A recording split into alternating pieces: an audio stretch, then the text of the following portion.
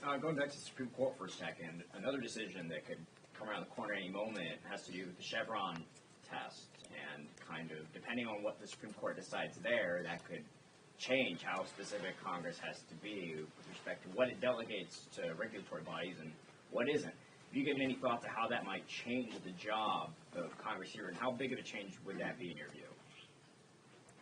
To the extent that the Chevron doctrine is undermined or eliminated, it will provide another example of the MAGA extremist movement, including on the United States Supreme Court, trying to jam their right-wing ideology down the throats of the American people, often in an undemocratic fashion, as opposed to allowing the elected representatives of the people of this country, in partnership with the elected administration, to enact public policy.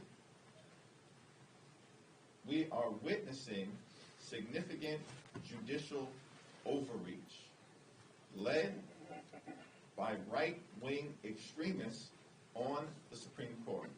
And the American people reject it. It's one of the reasons why Democrats, in election after election after election, since the fall of Roe v. Wade in 2022, are winning.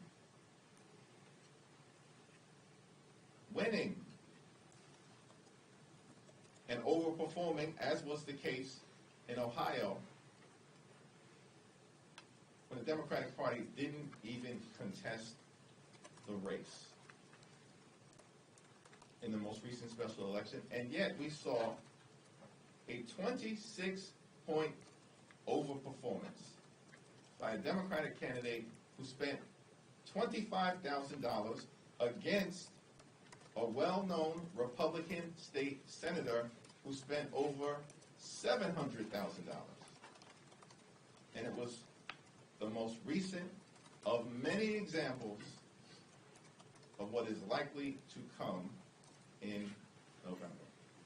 Last question.